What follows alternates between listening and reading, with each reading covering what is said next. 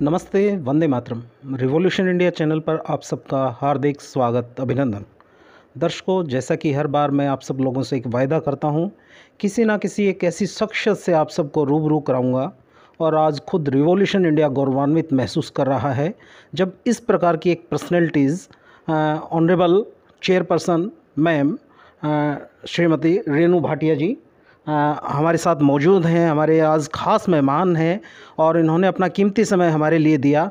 आपका हृदय से बहुत बहुत आभार और आपका बहुत बहुत स्वागत। शुक्रिया। मैडम, मैं आपकी शख्सियत के बारे में क्या कुछ बखान करूं, क्योंकि आपका व्यक्तित्व इस प्रकार का है। आप आम जनता से घुली मिली हैं। आपने विभिन्न दायित्वों को बड़ी निष्ठा के साथ अपने दायित्वों का निर्वहन किया है, संगठन के स्तर पर, पार्टी के स्तर पर, और आज आप वुमेन कमीशन की ऑनरेबल चेयरमैन मैम के रूप में आप आज काम कर रहे हैं। और आज हमने आपका पूरा दिन का कार्यक्रम देखा, किस प्रकार आप ठीक 11:30 बजे कार्यक्रम में पहुंचते हैं। बीमार होने के बावजूद भी, अपनी सेहत का ध्यान न रखने के बावजूद भी आपने लोगों के ग्रीवेंस को सुना, और सुना ही नहीं, लोगों को बहुत अच्छा एक संदेश देने का प्रयास किया। सामाजिक ताने बाने को ध्यान में रखते हुए आपने संस्कारों की भी बातें की। और मैं अब ज़्यादा मैं क्या बात करूं, मैं मैडम के माध्यम से जानना चाहूँगा। मैडम, आज आपका शेड्यूल था, 17 तारीख आपका निर्धारित दिन था। जींद में आपने महिला आयोग से संबंधित विभिन्न शिकायतों को सुना, उस कार्यक्रम के बताइए प्लीज़। देखिए, हमारा जो दायित्व बनता है, जो हमारा फ़र्ज़ है, हमने उसको निभाने का प्रयास किया है। और ये हमारा 19वां ज़िला है जिसमें हम टूरिंग कर रहे हैं। हम हर ज़िले में 1 या 2 दिन का सेशन रखते हैं जिसमें हम लोगों की शिकायतों को सुनते हैं जी। वहाँ के वन स्टॉप सेंटर की विज़िट करते हैं। इसके अतिरिक्त वहाँ के मुख्य अधिकारियों से मिलते हैं, जैसे एसपी साहब हो गए, डीसी हो गए, इन सबको हम मिलते हैं और ज़िले की पूरी बातचीत करते हैं कि क्राइम को लेकर या विमेन क्राइम को लेकर मुख्य रूप से क्या सिचुएशन है। और कुछ हमें भी बताना होता है उनको कि ये पॉइंट्स हमें सपोर्ट के लिए चाहिए आपके ज़िले से, तो वो सारी बातें भी हम रखते हैं। तो ये हमारा एक स्केड्यूल रहता है। तो आज उसी संदर्भ में जींद में आना हुआ और पहले हमने वन स्टॉप सेंटर विज़िट किया जिसमें हमें कार्यप्रणाली अच्छी लगी, परंतु बिल्डिंग थोड़ी इंफ्रास्ट्रक्चर वाइज ठीक नहीं था। वो अब बहुत जर्जर हो चुका है और उसको चेंज करना आवश्यक है। और वहाँ की हमने फाइल्स वगैरह देखी, जो भी उनके रजिस्टर्स हैं, उसमें हमने कुछ लोगों को कॉल किया। जो हमारा एक रूटीन वर्क रहता है कि अचानक से कोई पेज ओपन करके जो वहाँ पर आई हैं उनको कॉल करो और पूछो कि उनका हालचाल कैसा है। इस संदर्भ में हमने एक इंस्ट्रक्शन दी है वन स्टॉप सेंटर को कि कोई भी महिला आपके पास हेल्प के लिए आती है, आप 3 महीने तक उसको फॉलो अप करो कि उसे कोई तकलीफ़ तो नहीं है, वापस अगर वो ससुराल गई है तो अब उसे ठीक रख रहे हैं क्या, उसके साथ बुरा तो नहीं है, या पहले से ज़्यादा ख़राब सिचुएशन तो नहीं है, वो मजबूरी में तो नहीं रह रही, ये सारा फॉलो अप। तो 3 मंथ्स का हमने आज आदेश दिए हैं कि फॉलो अप करो। इसके अतिरिक्त वहाँ पर कुछ स्टाफ की कमी थी, एक पुलिस अधिकारी चाहिए थी, वो उनसे एसपी और डीसी से बात करके हमने उनके लिए उस चीज़ की डिमांड रखी है और कहा है कि पूर्ति करिए। तो ये एक रूटीन हमारा रहता है जो इम्पोर्टेंट है। और दूसरा, हेयरिंग्स। आज हमारे पास 9 हेयरिंग्स थी, 9 केसेस थे और 1-2 ऑन द स्पॉट आए जिनको हमने ले लिया है और हम उनको स्टडी करके फिर फॉलो अप करेंगे उनके साथ। तो इस संदर्भ में भी जो केसेस हैं उनको हम प्रॉपरली सुनते हैं, दोनों पक्षों को बुलाते हैं, उनके अधिकारियों को बुलाते हैं, ताकि बिल्कुल ट्रांसपेरेंसी से आमने सामने केस हो। और इसमें हमारे पास कई ऐसे केसेस आए जिनको हमने पेंडिंग रखा ताकि हम आराम से सोच सकें कि क्या फ़ैसला देना चाहिए। कुछ को हमने दोबारा की डेट दी है। कई पति पत्नी के केसेस ऐसे होते हैं, छोटी सी बात की कमी की वजह से उनमें डिफरेंसेस आए होते हैं, काउंसलिंग से उनको इफ़ेक्ट नहीं पड़ता, तो हम उनको दोबारा एक बार मौका देते हैं अपने पास बुलाने का। इसी तरीके से एक केस आया हमारे पास जो आपस में एक दीवार के ऊपर 2 चाचा परिवारों की लड़ाई थी। लेकिन सबसे दुखद बात यह है जो मैं कहना चाहूँगी कि जब इस तरह का कोई केस आता है तो अपनी किसी ना किसी महिला को वो आगे कर देते हैं कि इस महिला को कपड़े फाड़े, कपड़े हटा दिए, छेड़ा, ये वो, मतलब इस तरह की बात करते हैं जो कि असभ्य है। जी। आप अगर अपने पारिवारिक लड़ाई लड़ रहे हैं तो आप महिलाओं को आगे क्यों लाते हैं, और महिलाओं को लाते हैं तो इस संदर्भ में क्यों लाते हैं। जी। तो ये एक केस था जिसको हमने उसी टाइम ख़त्म कराया, लेकिन पैचअप कराया उनका। जी। परंतु ये मैं आपके मीडिया के माध्यम से कहना चाहूँगी, आपकी कोई भी लड़ाई है, जी। आप उसको जो लीगल तरीका है, जो ऑफिशियल बातें होती हैं, उनको उस तरह से करिए। महिला को बीच में लाके या बच्चों को बीच में लाके उसको केस को सेंसलेस सा और ख़राब मत करिए रिश्तों को। इसके अतिरिक्त कुछ केसेस ऐसे आए बच्चे की कस्टडी के, बच्चा माँ के पास है, तो उसके लिए भी हमने कोर्ट के उनको इंस्ट्रक्शंस दिए, और साथ में बच्चे को या तो उसका अधिकार मिले या फादर अगर रखता है तो क्या होना चाहिए, ये सारी बात की। जी। और सुबह एसपी और डीसी के साथ जो बैठक थी उसमें हमने कुछ चीज़ें निकाल कर लाए। जी। आने वाले दिनों में अक्षय तृतीया आ रही है। जी। अक्षय तृतीया पर अक्सर हम देखते हैं जिसकी भी शादी की डेट सेट नहीं होती वो उस दिन शादी कर देते हैं। जी। और जो हमारे पास सूचना आई, अक्षय तृतीया पर सबसे अधिक बाल विवाह लोग कर देते हैं तुरंत। जो अपने बच्चों से एकदम खेड़ा छुड़ाने वाला काम करते हैं वो अक्षय तृतीया पे तुरंत कर देते हैं और पता भी नहीं लगता, क्योंकि इस दिन इकट्ठी कई कई शादियां होती हैं। जी। पिछले दिनों में हमारे पास प्रोटेक्शन ऑफिसर्स की बैठक के दौरान एक रिपोर्ट सामने आई जिसमें 11 ज़िलों में 118 केस बाल विवाह के थे, जो कि एक कानूनी अपराध है। बावजूद उसके कैसे हो गए, और हमने एक रफ आइडिया लगाया कि बाकी 11 ज़िलों में ज़्यादा नहीं तो 50 तो होंगे ही। जी। तो यानी लगभग 150 या 160 केस हरियाणा में बाल विवाह के होना कानून गैर कानूनी के बावजूद, तो ये किसके संरक्षण में हो रहे हैं, किसकी श्रेय पे हो रहे हैं, या चोरी छुपे भी अगर होते हैं तो किसी की नज़र से बच कैसे सकते हैं। जी। तो इसके लिए हमने एक विचार विमर्श किया कि इस तरह के सुधार के लिए हम एरिया के पंच सरपंचों को अपने साथ जोड़ेंगे। जी। कहीं पर भी इस तरह का केस होता है, अगर गांव में होता है तो एरिया का पंच सरपंच रह नहीं सकता उनके घर जाए बिना, जहां विवाह होता है। जी। उनकी ये ड्यूटी बनती है वो चेक करे कि विवाह बाल विवाह तो नहीं। जी। यदि होता है तो वो उसके खिलाफ कार्रवाई करे जो ऑफिशियल बनती है। जी। यदि वो इस तरह से नहीं करते, ढिलाई बढ़ते हैं और हमारे तक बात पहुंच जाती है कि बाल विवाह हुआ है, जी, तो फिर जो भी कानूनी कार्रवाई बनती है और एक्शन लेना पड़ता है तो वो जो इसमें आते हैं उनके खिलाफ होगा। इसी तरीके से हम अभी पिछले दिनों में हिसार गए, फतेहाबाद गए। हमने उन ज़िलों में भी वहाँ के पंच सरपंचों के साथ चेयरमैन, ज़िला परिषद के चेयरमैन, वाइस चेयरमैन और पार्षदों के साथ बैठक की और उनके साथ भी यही चर्चा की। बाल विवाह पर रोक लगेगी, वैसे भी गैर कानूनी है और इस तरह से एक अपराध होने से बचेगा। जी। तो ये एक बहुत इम्पॉर्टेंट मैसेज था जो आप लोगों के माध्यम से हम देना चाहते थे। जी। इसके अतिरिक्त जो भी हमारे पास केसेस आते हैं, हमारा प्रयास यही रहता है। आपने कहा कि आपने आज पूरा दिन हमारी कार्रवाई को सुना। जी। तो महिला आयोग का एक सिस्टम है, हम अपने काम को काम की तरह करते हैं और अपने काम को खुशी से जो है निभाने की कोशिश करते हैं। क्योंकि अगर हम अपने काम को, मैं सबको ये बात बोलूँगी, अपने जो भी आपके ऊपर दायित्व है उसको अगर आप बर्डन सोचकर करेंगे तो आप कभी निभा नहीं पाएंगे जिम्मेदारी। लेकिन उसको अगर आप प्यार से काम को एंजॉय करके करेंगे तो आप हल भी कर पाएंगे और मुझे लगता है कि कोई इस तरह की बात भी सामने नहीं आएगी। जी मैडम जी, पूरी कार्रवाई के दौरान हमने बहुत नज़दीक से देखा, आपने जहां जिस स्तर पर अगर अधिकारियों को कोई इंस्ट्रक्शन देने की बात थी उन चीज़ों को भी आपने बड़ी पैनी नज़र से, बड़ी बारीकी से समझा। जहां किसी महिला शिकायतकर्ता को कुछ आपने कोई बातें कहनी थी, उनको भी बड़ी इशारा करना था बड़ी बेबाकी से। जहां पुरुष समाज को आप संदेश देना चाह रहे थे, आपने बहुत कड़े शब्दों में इंस्ट्रक्शन दी हैं। वो किस प्रकार से आप इस प्रकार का दायित्व का निर्वहन कर पा रही हैं?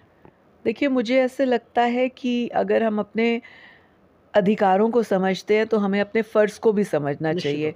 ये बात मैं स्वयं पर भी लागू करती हूँ और चाहती हूँ कि, और उम्मीद भी करती हूँ कि अधिकारी भी इस बात पर कोशिश करें कि वो अपना जो है इसी तरह से फ़र्ज़ का निर्वाह करें। और ये बात सब पर लागू होती है। कई बार हमारे पास कोई केसेस आ जाते हैं बाद में पता चलता है ये फेक केस था या अपने आप को बचाने के लिए इल्ज़ाम लगाया गया। तो हमारा ये मानना है कि आज कानून सख्त है, अगर कोई गलत पाया जाता है किसी केस को करने में तो उसके खिलाफ कार्रवाई भी होती है, तो वो चाहे लड़की हो चाहे लड़का हो। तो हम लड़कियों को भी समझाते हैं कि फेक केसेस ना करें, क्योंकि जब पुलिस कार्रवाई के दौरान या हमारी पूछताछ के दौरान कोई बात गलत साबित होगी तो आपके खिलाफ भी कार्रवाई होगी। तो इसीलिए मैं हर बेटी को कॉलेज में, स्कूल में जाके जब हम अपनी बात को रखते हैं तो यही कहते हैं कि अगर आपको अधिकार चाहिए तो अपने फ़र्ज़ को भी समझें। तो अधिकार और फ़र्ज़ एक ही सिक्के के दो पहलू हैं जिनको हमको बैलेंस करके चलना चाहिए। मैडम, जब आपके कर्तव्य निर्वहन को जिस तल्लीनता से आप, लगन से आप करते हैं, तो निश्चित तौर पर महसूस होता है माननीय मुख्यमंत्री जी ने जिस प्रकार से एक हीरे को चुना है इस दायित्व के निर्वहन करने के लिए, निश्चित तौर पर बहुत बेहतरीन तरीके से इन शब्दों को कहने में हमें कोई गुरेज नहीं है, बल्कि गौरवान्वित महसूस करते हैं जब इस प्रकार के ऊर्जावान अधिकारी बिना किसी थकान के, बिना भूख प्यास को देखते हुए अपने निर्वहन करते हैं। और आपका एक फतेहाबाद का फैसला बड़ा चर्चा में है मैडम, उस फैसले के बारे में बताइए प्लीज़। फतेहाबाद में भी हमारे पास लगभग 14 केसेस थे। हमने प्रयास किया कि हर एक केस को गहराई से और ईमानदारी से देखें। एक केस जो आपके सामने आया, जो आप बोलना चाह रहे हैं, वो शायद 2 करोड़ जुर्माने वाला था। उसमें एक व्यक्ति एक लड़की के साथ विवाह के प्रॉमिस करके और उसके साथ दुर्व्यवहार करता है और फिर गलत वीडियो बनाता है और फिर 3-4 मित्रों के साथ उसके साथ गलत व्यवहार करके उसको ब्लैकमेल करता है। तो इसके ऊपर हमने सारी डिटेल में जब चर्चा की, हमारे पास ये केस कई महीने पहले भी आया, 2-3 महीने पहले, और हमने डिटेल में जब कार्रवाई की तो उस व्यक्ति ने अपने आप को बचाने के लिए जाली सर्टिफिकेट्स बनवाए। पहले किसी मंदिर का, जो वहाँ पर मंदिर मौजूद नहीं, फिर एक गुरुद्वारे के ग्रंथी से, जबकि फेरे नहीं हुए, फिर उसके बाद कोर्ट का। तो एक व्यक्ति को 3 जगह पर सर्टिफिकेट बनाने की क्या आवश्यकता पड़ गई? ऐसी क्या बात थी? तो डेफिनेटली वो फेक था। जब पंडित ने हमारे को बयान दिए और पंडित ने बता दिया कि उसने ये विवाह नहीं कराया, तो वो फटाफट ग्रंथी के पास चला गया। तो इस तरीके का ये केस था और हमने 2 ही चीज़ें रखी। हमारे पास इस केस में शिकायत आई कि पुलिस ने कुछ साँठ-गाँठ करके उस केस को हल्का किया या कमज़ोर किया, या पुलिस ने उनका पक्ष लेने के लिए कुछ ना कुछ, जैसे पुलिस पर इल्ज़ाम लगता है, वो लगा। तो हमने इसीलिए ये जुर्माना किया कि यदि वो व्यक्ति, पुलिस ने उनको गलत तरीके से हेल्प नहीं की हुई तो पुलिस उनसे जुर्माना करवाएगी, जो हमने आदेश पारित करें और वो जुर्माना भरेंगे। यदि वो कहते हैं कि हम जुर्माना नहीं भर सकते तो वही पुलिस उनके खिलाफ FIR दर्ज करके उनको अरेस्ट करेगी और उनके खिलाफ कार्रवाई करेगी। तो अब इसमें पुलिस भी और वो पार्टी भी, दोनों जने दोनों ही तरीके से फंसते हैं। जिस भी तरीके से वो अपनी सज़ा को भुगतना चाहें, हमारी तरफ से 2 ऑप्शंस थे। मैडम, आपकी मीटिंग के दौरान आप समस्या के समाधान की तरफ तो बढ़ते ही हैं, लेकिन आप समस्या की जड़ तक पहुंचकर, और जिस जड़ की वजह से समस्या पैदा हो रही है, आप उस पर भी कुठाराघात करने का प्रयास करते हैं, अधिकारियों को इंस्ट्रक्शन देते हैं कि इस विषय में किस प्रकार से कौन सी धाराएं बन सकती हैं। आपने एक बिंदु और उठाया कि यूट्यूब, सोशल मीडिया एक तरीका है अपने आप को रिप्रेजेंट करने का, वो देश हित में, समाज हित में कार्य करना चाहिए। अगर उसकी वजह से समाज और देश को कहीं नुकसान होता है तो निश्चित तौर पर कार्रवाई होनी चाहिए, और आपने उस विषय को भी उजागर किया है। उस विषय के बारे में बताइए मैडम प्लीज़। देखिए, हमारे पास कई बार ऐसे केसेस आए कि पति पत्नी का झगड़ा होता है, तो अगर किसी ने भी मीडिया को बता दिया तो वो कुछ ऐसे लोग जो है उस लड़की के पास बयान लेने चले जाते हैं और लड़की को आश्वासन देते हैं कि हम तुझे न्याय दिलाएंगे और ऐसा। तो कई बार हमने नोटिस किया कि कोई चीज़, रिश्ता पैचअप होना होता है तो वो इस तरह से उजागर होकर वो और नुकसान की ओर चला जाता है। तो इसलिए हम वो जो मीडिया वाले, मतलब हाल ही में एक केस ऐसा हुआ कि वो मीडिया वाले बार बार लड़की को उकसाते थे। जी। तो हमने उस मीडिया को भी और उस लड़की को भी यही बुलाकर बोला कि आप बार बार इस लड़की का बयान देते हैं, कौन सी कार्रवाई नहीं हुई जो होनी चाहिए थी, या इस लड़की ने जो बार बार अपनी बात को रखा उस बात में कितनी सच्चाई है, दूसरे पक्ष की जाने बिना आप मीडिया में देते हैं। तो इससे केस खराब होते हैं और ऐसे 2-3 केस प्रूव हुए खराबी में, इसलिए हमने ये बात रखी। दूसरा, कई बार कई NGOs जो रजिस्टर्ड भी नहीं है, जिनकी मान्यता नहीं, और जिनका हमने 1-2 बार ब्लैकमेलिंग भी पकड़ा। उसके हमने आई थिंक सो कैथल का था या कहाँ का था, मुझे जगह ध्यान नहीं, हिसार, कैथल या ऐसी जगहों में से किसी का था। हमने वहाँ के SP को उसके खिलाफ कार्रवाई का भी आदेश दिया कि हमारे पास वो जो है मीडिएटर बन के और NGO बन के केस लाता और नीचे हमारे ऑफिस के उसने उनसे 13-13 हज़ार रुपये लेता। तो हमारे तक ये बात पहुंची, एक व्यक्ति हमारे पास केस लेकर आया कि ऐसे हम मुझसे पैसे मांगे हैं, मेरे पास तो पैसे हैं नहीं, मैं तो आयोग में केस के लिए। तब हमने उस व्यक्ति को पकड़ा और हमने ये बात रखी कि आप जो केस आप लाए हैं उसमें आपने पैसे क्यों मांगे। तो इसमें वो व्यक्ति हड़बड़ा गया और फिर हमने ये केस SP एरिया को दे दिया। जी। मैडम, इन्वेस्टिगेशन जांच आपकी आयोग की आज मीटिंग थी जिसके दौरान विभिन्न मामले आए। एक मामला समझ में ये आता है जहां मियाँ बीवी के बीच में अगर तीसरा अननोन व्यक्ति जब आ जाता है तो रिश्तों में खटास पैदा, शक और होना शुरू हो जाता है और रिश्ते बर्बादी की कगार पर पहुंच जाते हैं। ये चीज़ें बारीकी से आपने भी समझी और लगातार आपका बहुत लंबा अनुभव रहा है, उसके बारे में आप क्या संदेश देना चाहेंगे महिला पक्ष को भी और पुरुष पक्ष को भी, दोनों को अपने किस दायित्व का निर्वहन करना चाहिए? देखिए, हमारे पास पति पत्नी के आपसी अनबन के केसेस आते हैं। आज भी एक केस ऐसा आया और ऐसे केसेस कई बार आए जिनमें हमने ये टोक लगाई। आज भी एक केस ऐसा आया, पति पत्नी के बीच का झगड़ा था और बड़ी मामूली बातों को था, लेकिन लड़की के साथ भी 12-13 बुजुर्ग आए जो बड़ी मुश्किल से चल के आ रहे थे, उनको इतना तकलीफ़ उन्होंने दी बुलाने में, और लड़के के साथ भी आए। लेकिन जब मैंने उनमें से एक बुज़ुर्ग को उठाया, हाँ जी चाचा आप बात बताइए क्या बात है, तो उन्होंने कहा मैं तो सुनूं ना, मुझे तो मालूम ना था। तो मैंने कहा चाचा आपको केस नहीं पता, आप सुनते नहीं हो, आप चल मुश्किल से पा रहे हो, आप आए क्यों? बोले यूँ बोले। तो इसलिए मैं टोकती हूँ कि जब आपको केस ही नहीं पता, जब आपको मालूम नहीं प्रॉब्लम क्या है, तो आप आए क्यों? इसी तरीके जब मैंने लड़के पक्ष के बीच के लोगों को पूछा कि आप क्यों आए, तो कहते हैं हमें तो बिचौलिए ने कहा था मेरे संग चलो। तो हमारे यहाँ कोई कुश्ती कंपटीशन थोड़ी है कि 15-15 लोग दोनों की तरफ से आए। सपोर्ट के लिए अगर कोई आते भी हैं तो उनको एटलीस्ट केस तो मालूम हो, बारीकी तो मालूम हो। तो जब कुछ मालूम ही नहीं और फिर हमारे यहाँ आप जवाब भी नहीं दे पाते, तो इसलिए हमने तय किया कि जिन भी पति पत्नी का केस होगा वो दोनों, उसके माता पिता और उसके माता पिता, ये 4 इम्पॉर्टेंट लोग वहाँ पर होने चाहिए जो कि फैसले का निर्णय भी ले सके, बेटा या बेटी को सपोर्ट भी कर सके।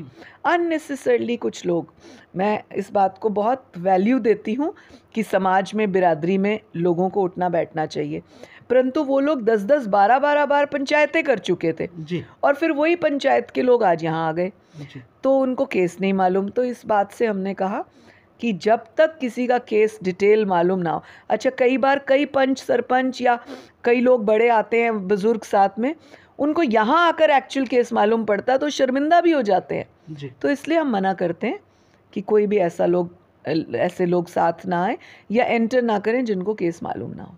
मैडम, पूरी आज की मीटिंग के दौरान आपने बहुत बारीक तरीके से अधिकारियों को भी उनकी जांच प्रणाली में साइंटिफिक तरीके से आगे बढ़ने के लिए आपने निर्देशित किया, और जो सीनियर सिटीजन्स के रूप में जो और क्लेवर बनने का प्रयास करते हैं, जब बच्चा फंस जाता है तब वो उसको कहते हैं बेदखल कर दिया और तब तक उसकी जिम्मेवारी लेते हैं। तो आपसे निवेदन है, महिला आयोग बतौर माननीय चेयरमैन आप इस पद को सुशोभित कर रहे हैं, महिलाएं को भी किस प्रकार से अपने दायित्व का निर्वहन करना चाहिए, उनको जो अधिकार मिले हैं उनकी हितों की रक्षा के लिए है, ना कि दुरुपयोग करने के लिए, और पुरुष समाज के लिए भी किस प्रकार का आप संदेश देना चाहेंगे? जी मैडम। मैं केवल एक ही बात कहूँगी कि जब आपके परिवार में बच्चों की या बहू बेटे की अनबन होती है तो आप उसको, बेटी को, बहू को कुछ देना ना पड़ जाए, आप बेटे को फटाफट बेदखल कर देते हैं। आप उस बेटे को तब बेदखल क्यों नहीं करते? क्या आपके बेटे का स्वभाव बदल गया शादी होते ही? या क्या आपके बेटे की तब इनकम, या जो आज कहते हैं काम नहीं करता, निकम्मा है, आज आपको पता लगा निकम्मा है, शादी के टाइम नहीं पता था जब इतनी भीड़ बारात लेकर आप लड़की के घर गए थे। तो इस चीज़ के लिए हम टोकते हैं कि ये एक फार्मूला बनाया हुआ है कि बहुओं को या पोते पोतियों को कुछ देना ना पड़े। आज के इस केस में जो लड़की थी उसकी 4 साल की पोती थी, उसको इसलिए निकाला गया था कि जब उसने बच्ची को जन्म दिया तो उसके महीने या 15 दिन के बाद उसको मायके भेजा, फेरा लगाने जाओ, और फिर तब से 4 साल से लेने नहीं गए क्योंकि बेटी पैदा हुई। तो उसके बाद जब बेटी ने कोर्ट में केस किया या हमारे पास भी पहुंची, तब बेटे को बेदखल कर दिया ताकि बहू को कुछ देना ना पड़ जाए। इसके पास तो कुछ है नहीं और हम इसको क्या दें? तो ये एक सिस्टम गलत है, प्रक्रिया। वो लोग सोचते हैं इस तरह से बेदखल कर देंगे। कुछ लोग ऐसे कई केसेस में आए हैं जो बहू के ऊपर वैसे तो तानाकशी करते हैं, मारपीट तक भी करते हैं, लेकिन जब हम लोग बुलाते हैं या कुछ और जगह जाना होता है तो वो सीनियर सिटीज़न बन जाते हैं। हम सीनियर सिटीजन्स का सम्मान करते हैं, लेकिन जब आप ऐसी बातों में डबल रोल प्ले करते हैं, बहू के साथ तो एंटी रवैया, मारपीट, गाली गलोच और बुरा भला कहने का, और अदरवाइज़ आप सीनियर सिटीज़न की दुहाई देते हैं, तो ये भी एक रवैया गलत है। इसमें बुज़ुर्गों को मैं कहना चाहूँगी, जब आप ऐसा करते हैं तो आप अपनी बुजुर्गियत का अपमान करते हैं, जिसका हम इतना सम्मान करते हैं। सरकार भी इज़्ज़त करती है बुज़ुर्गों की, आप और मैं भी करते हैं, लेकिन जो बुज़ुर्ग फिर ऐसे करने लग पड़ते हैं, फिर हमको थोड़ी सी सख्ती करनी पड़ती है। मैडम, कई बार देखने में आता है, एक सासू माँ जो होती है, लड़के की माँ, जब बेटे को शादी करके बड़े सपने सजो कर लेकर बहू को लेकर आती है और तब तक सारी चीज़ें ठीक हैं, लेकिन एक जब माँ को ही अपने घर में उसको प्रताड़ित किया जाए तो वो भी तो एक महिला है, उसके भी अधिकारों की रक्षा होनी चाहिए। तो किस प्रकार से आप क्योंकि आप खुद महिला हैं, आप बहुत चीज़ें समझती हैं। आज मैडम अगर आप समझें तो इस पे रिसर्च किया जा सकता है, आज के दिन क्या पुरुष भी प्रताड़ित हो रहा है कि किसी प्रकार से कानून का दुरुपयोग करने की वजह से? तो उस विषय पे मैडम आपका बहुत लंबा अनुभव है, उस पे भी कार्य करने की आवश्यकता है। देखिए, रिश्ता दोनों तरफ से होता है, लड़की की तरफ से भी, लड़के की तरफ से भी। यदि आप रिश्ते को रिस्पेक्ट करते हैं, जैसे कि मैं हमेशा सब लड़कियों को कहती हूँ कि आप अगर परिवार में बना के रखती हैं और परिवार के साथ जुड़ के रहती हैं, लड़का और लड़की दोनों को मैं ये बात कहती हूँ, तो 2 चीज़ों को बैलेंस करना होगा, एटीट्यूड और एडजस्टमेंट। एडजस्टमेंट का मतलब ये नहीं कि मैं लड़कियों को कहूँ कि वो दबी रहें, गाली गलौज सुनती रहें, मारपीट सहती रहें या अत्याचार सहती रहें। नो, एडजस्टमेंट मीन्स कि आप अपनी लाइफ को बैलेंस करके चलें। यदि आपका कोई स्वभाव है तो लड़का अगर बेयर कर रहा है या उसकी मदर बेयर कर रही है तो उनका भी स्वभाव भिन्न हो सकता है, आपको भी उसकी एडजस्टमेंट करनी होगी। अब आप कहें कि मेरा तो जो स्वभाव है मैं तो उसी में हिसाब से चलूं, दूसरा मेरे हिसाब से चले, तो ऐसा कभी नहीं होता। एक माँ के 2 बच्चे होते हैं, दोनों का स्वभाव अलग होता है, लेकिन पेरेंट्स के घर में एडजस्टमेंट होता है ना, तो फिर ससुराल में जाके बिगड़ता क्यों है? तो ये बात मैं लड़के को भी समझाती हूँ और लड़की को भी कहती हूँ कि आप शादी होकर दूसरे परिवार में गई हैं तो एडजस्टमेंट बिगड़ा क्यों? आप लड़के को कहती हूँ कि जब आपकी शादी हो गई, आप ससुराल में आए, तो जैसे आपके माता पिता, आपको यहाँ दूसरे माता पिता वैसे क्यों नहीं लगते? एडजस्टमेंट बिगड़ा क्यों? तो एटीट्यूड जब हम छोड़ देंगे, एडजस्टमेंट दोनों जगह बैलेंस हो जाएगा। जी मैडम, आपका 3 वर्ष के लिए कार्यकाल निर्धारित होता है और मैं जिस प्रकार से मैडम आपके व्यक्तित्व को जान पाया, आप चैलेंजेस को बड़ी खुशी से एक्सेप्ट करती हैं और निश्चित तौर पे आपने भी अपने कार्यकाल के दौरान कुछ ना कुछ एक टारगेट रखा होगा कि मैं ऐसा कुछ फैसले करके जाऊं जिससे इतिहास में याद रखा जाए। तो madam, honourable ma'am Renu Bhatia ji, आपने क्या चैलेंजेस ले रखे हैं और किस प्रकार से वुमेन कमीशन को प्राउडली फील कराने के लिए आप कार्यरत हैं? देखिए, मैं इसे चैलेंज तो नहीं कहूँगी, फ़र्ज़ कहूँगी, लेकिन मैं चाहती हूँ कि हर लड़की अपने पैरों पे खड़ी हो, स्ट्रॉन्ग हो, किसी भी बात से वो घबराए ना, और जब वो अपनी बात पे मजबूत होगी तो मुझे लगता है कि कोई उसको दुनिया में हरा नहीं सकता। जो लड़कियां अपनी बात से डगमगाती हैं, कभी सच कभी झूठ करती हैं, या उनको लगता है लड़की का अधिकार है, कानून लड़की की तरफ है तो वो कुछ भी कर सकती है या लड़के को प्रताड़ित कर सकती है, जब लड़के ये कहने लग पड़ते हैं कि क्या कभी पुरुषायोग भी होगा, तो तब मुझे ऐसे लगता है कि हम अपने फ़र्ज से भटक रहे हैं।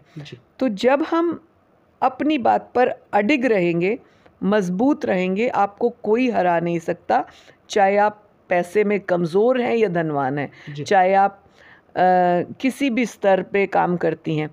तो हर गर्ल को अपनी बात पे मजबूत होना चाहिए, ये एक पहला स्टेप होना चाहिए। और मेरा प्रयास रहेगा जब तक मेरे पास ये दायित्व है ऑफिशियली, और जब दायित्व नहीं भी रहेगा, एक पद तो आने जाने हैं, तब भी महिलाओं को मैं हर स्कूल हर कॉलेज में जाकर एक ही बात कहूँगी कि अपने आप को स्ट्रॉन्ग बनाने की कोशिश करें, अपने आप को किसी के सामने कमज़ोर बनाने की या दोगली बात करने की, डबल पॉलिसी खेलने की आड़ में अपने आप को वीक ना करें।